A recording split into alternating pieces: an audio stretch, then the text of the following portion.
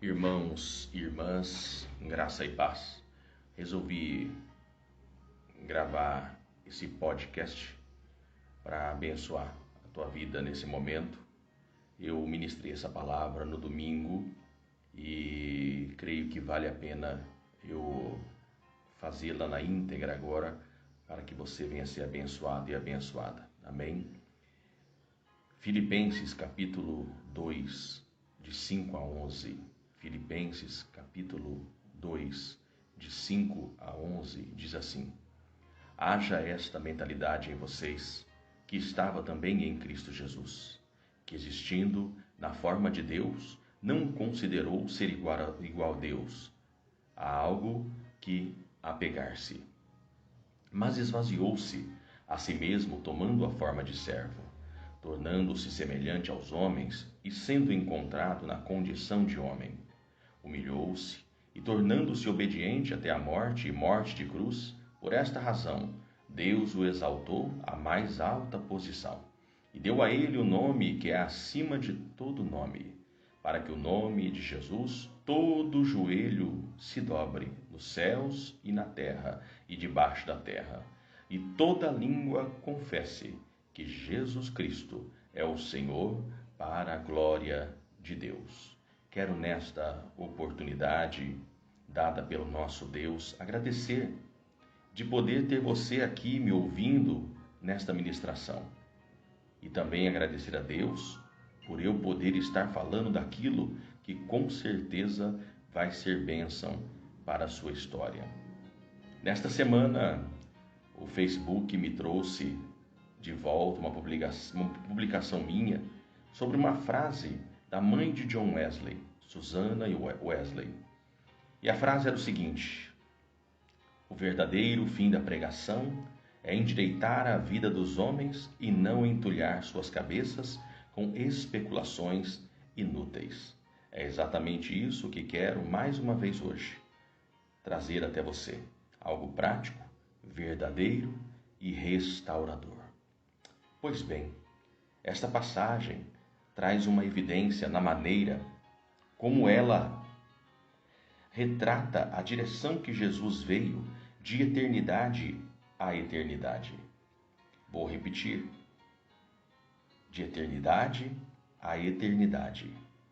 A partir de sua condição pré-existente, Jesus trilha um longo caminho para baixo, numa demonstração constante do autoesvaziamento, chamado em grego de kenosis. Kenosis é aquele que desfrutava de prerrogativas divinas, faz primeiramente semelhante aos seres humanos e, sendo achado em condição humana, esvazia-se mais uma vez, humilhando-se.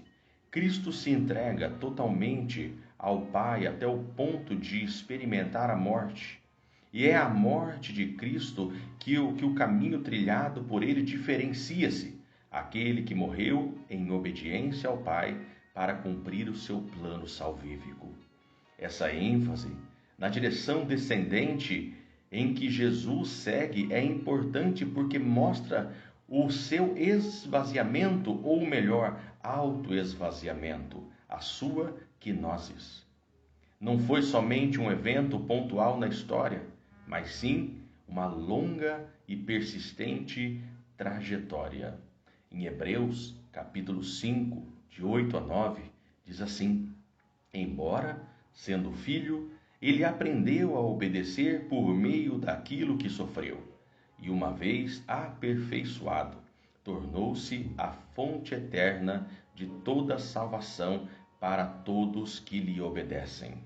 Algo muito importante é de se ressaltar, é que o autoesvaziamento de Jesus não aconteceu no momento único de sua existência, mas ao longo de todo o caminho que ele percorreu de eternidade a eternidade.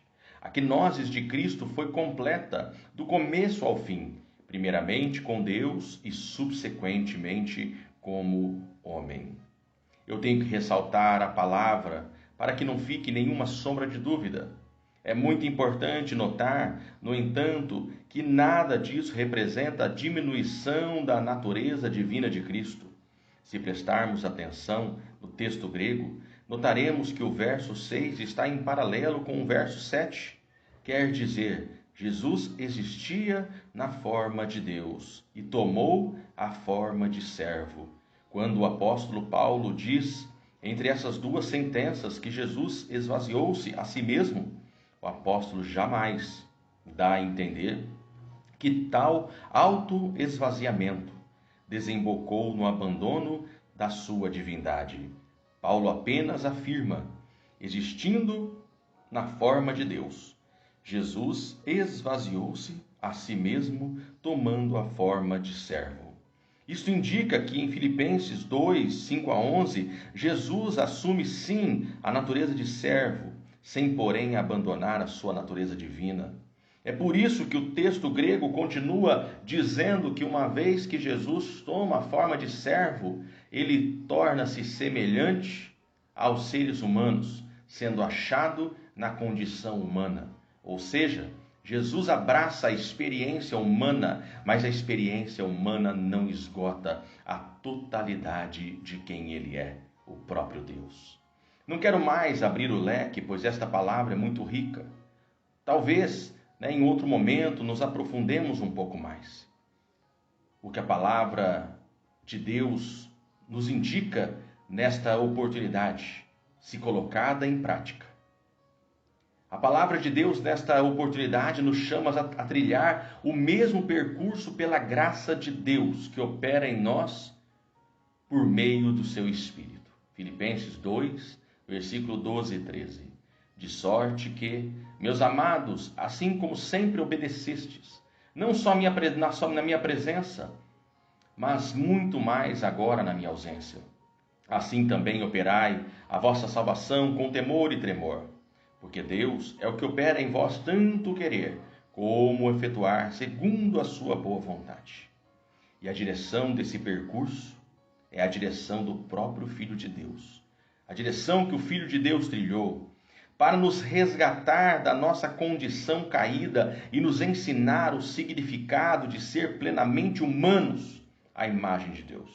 O apóstolo Paulo disse tudo isso com a finalidade de exortar os crentes em Filipos a imitarem a Cristo. Haja esta mentalidade em vocês que estava também em Cristo Jesus. Uma vez que Cristo se esvaziou, porque ele entendia o Pai como ninguém, os discípulos de Jesus herdam a vocação de demonstrar esse entendimento por meio de um estilo de vida que se assemelha ao de Cristo. Pois o conhecimento da glória de Deus se faz verdadeiramente acessível quando pronunciado por uma vida que percorre o caminho aberto por aquele que se submeteu perfeitamente à vontade de Deus e foi obediente até o fim. Que Deus nos abençoe nesta oportunidade. O Natal está aí. O Natal foi ontem, o Natal é hoje, o Natal é amanhã. E o maior significado da nossa existência é o nascimento de Jesus, e que hoje, através de palavra, nasça no meu e no seu coração a esperança de sermos melhores. Jamais perdermos a essência e sabermos o real motivo da nossa existência. Paulo falou aos crentes de Filipe através do Espírito de Deus, e eu falo a você através do mesmo Espírito. O Espírito que fala através de mim é o mesmo Espírito que toca em você para dizer, bora vencer em Cristo Jesus. Quero, em nome de Jesus, declarar sobre a tua vida que nós venhamos nos esvaziar de tudo aquilo que nos atrapalha e abrir mão daquilo que é impedimento diante das nossas vidas. Não existe rua sem saída. A saída é tomar um novo rumo, retornar às boas práticas e fazer diferença. Que eu e você aprendamos com o Mestre a nos esvaziar de tudo aquilo que possa nos atrapalhar e tenhamos em nome de Jesus a oportunidade de um recomeço, de um começo novo, sem ranço, sem sombra, sem nada a sermos acusados. Que eu e você possamos zerar as contas e fazer tudo de novo, da maneira correta.